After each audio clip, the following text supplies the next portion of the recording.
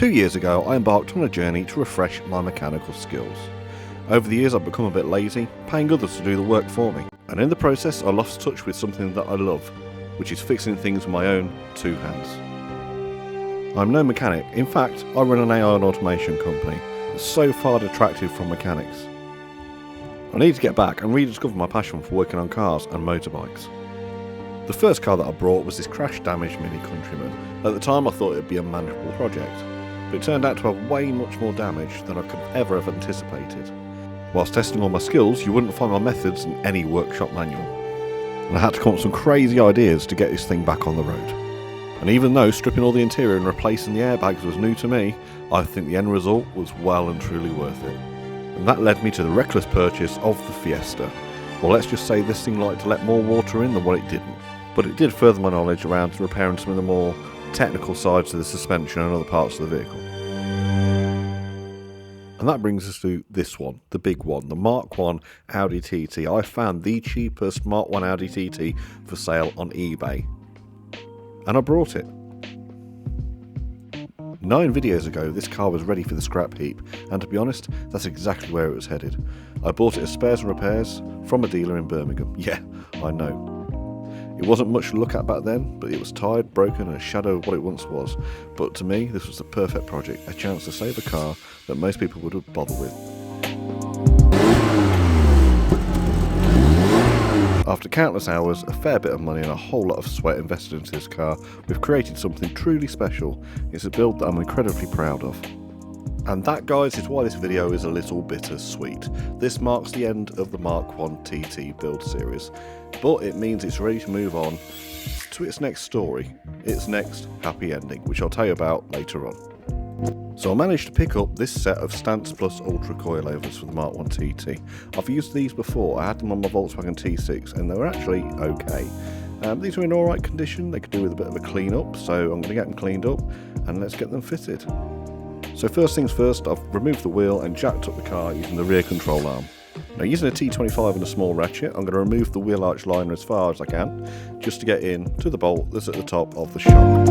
Now, I've loosened the 17mm at the top and completely took out the 21mm at the bottom, so that should free the shock up. As soon as that 17's removed at the top, I'll be able to take that shock out completely. Now, comparing the shock side by side with the old one, you can see it's a little bit shorter. Now, using my crowbar and a jack handle, I can just lever the existing spring out. Now we can actually replace the new spring with the rubber top cover. Now, this is universal and can be fitted either way, whichever is easiest to get access to the adjuster. Now, I'm using the jack under the suspension arm just to help lift that arm back up a bit, so I can get that 21mm bolt in a little easier and get that tightened back up. Now, using my torque wrench, I'm going to torque up to spec the top and bottom bolts. So you see the top bolt is 60 Nm and the bottom is 110 Nm with a weight on the tyre. Now I'm simulating this using the jack under the suspension arm. Now, just to help with the aesthetics of the car, I've invested in some spacers. So we've got some 20mm for the rear and I bought some 15s for the front. So they also come with extended bolts. Now I'm going to remount the rear tyres using the correct bolts, of course, and check the now padded out look of the rear wheels, which I think, even with the car off the ground, it looks so much better. Let's drop it down. Yeah, that's nice, look at that. So much better, big improvement.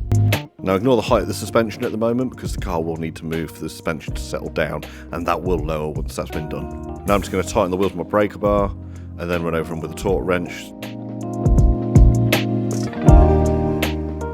I can't stress enough how important that is. Always torque your wheels. Now I'm just going to move the car backwards and forwards, or forwards and backwards, just to make sure that suspension settles and we can see the new ride height. That looks really good.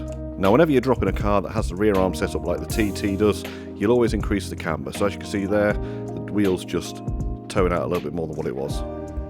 And just as I'm working my way around, I like to clean the wheel arches and the covers and get everything nice and shiny. Now, starting on the front, the first thing we want to do is buzz off the top nut on the strut cap.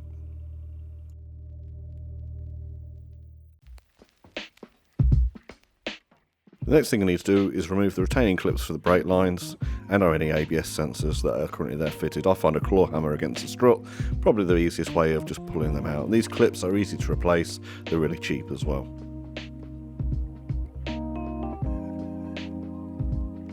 Once that's out of the way, we can actually remove the mounting bracket itself as well. Might be heavily rusted like this one. Then we just sort of took all our wires and cables and pipes and everything out of the way. So we're just going to get our impact and spanner and crack off the pinch bolts.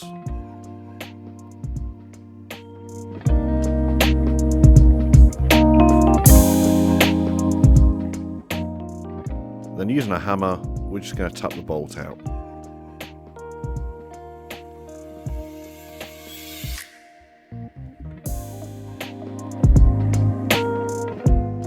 Using a hammer, I'm going to tap around the edges, just try and loosen stuff up. I'm going to use some brake clean to try and get rid of some of the debris that's in there. And then I'm going to try and squeeze some lithium grease down into the aperture to allow it just to slide off a little bit easier.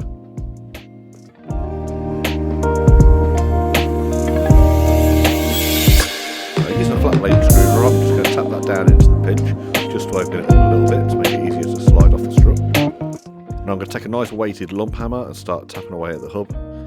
And don't want to hit it too hard, don't want to fracture anything. A lot of this stuff is cast, so again, just nice gentle taps, and you'll soon start to see a nice shiny metal come through as the hub slides off the strut.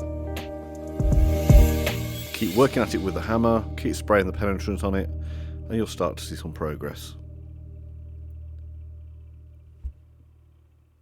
And once the hub comes free, you can just pull it away.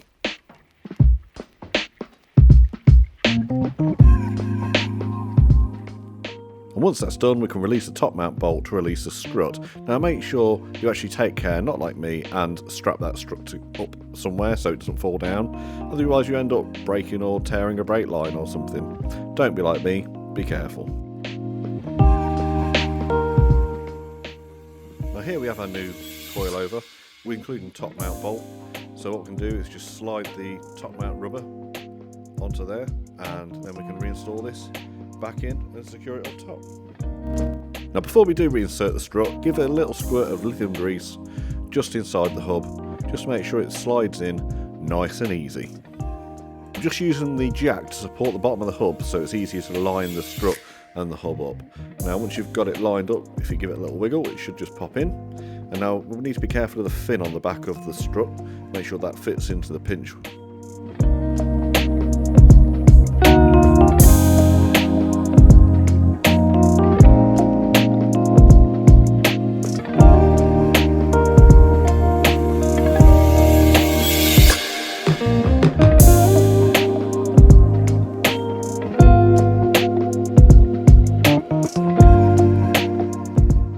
Now once that's lined up, we're going to use the jack to lift the hub up and slide the strut home. So we're just going to put a little bit more lubricant on there, just so it slides in nice and easy.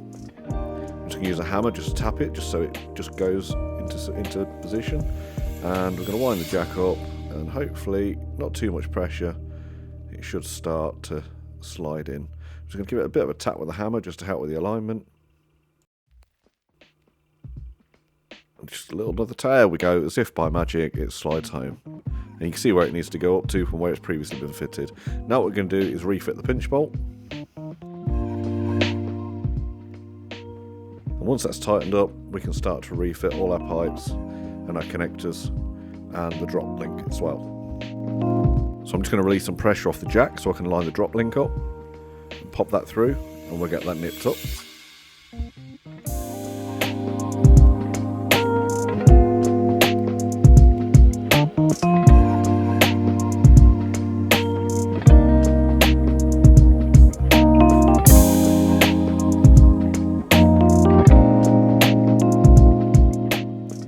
Now finally we head back up top and get that top mount bolt done back up.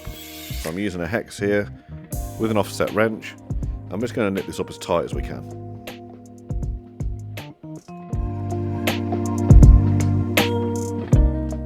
Now you may have a bit of a gap, not to worry, that's normal.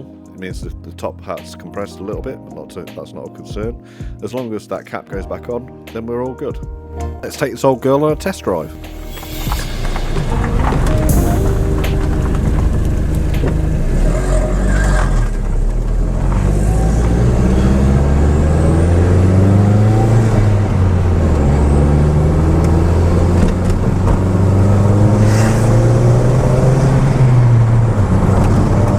sounding nice on boost.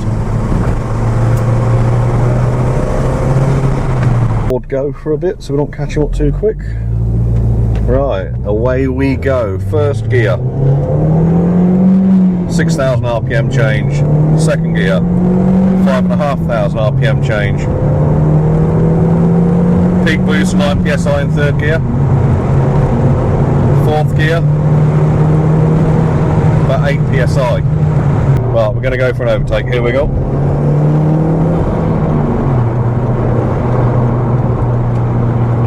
Lovely.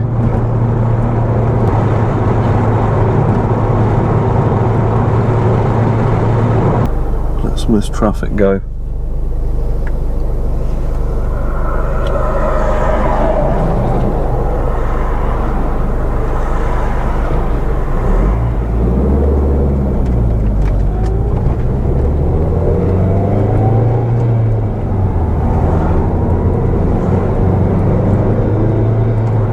Buy ourselves a bit of time in front of us. Well guys, I have to say that suspension, big improvement over stock. Handles well in the bends, very little rebound, very good choice in my opinion.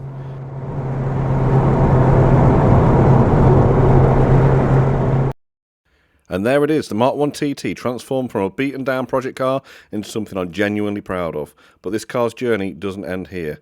I'm thrilled to share that the TT has found a new home. Its new owner, Matthew, has big plans for the car. You can follow him along on his Instagram, which I'll link in the description. And although that's it for the TT project, the channel is still going strong. I honestly can't believe we've hit over 2,300 subscribers already. It's incredible to have so many of you along for the ride. There's plenty of exciting content coming your way over Christmas, including the start of the new project, repairing my crash-damaged Porsche. It's going to be a wild one, so make sure you're subscribed to follow the journey. Thank you so much for your support, it really means the world to me. Thanks for watching, make sure you're subscribed, and I'll catch you on the next one. Badass.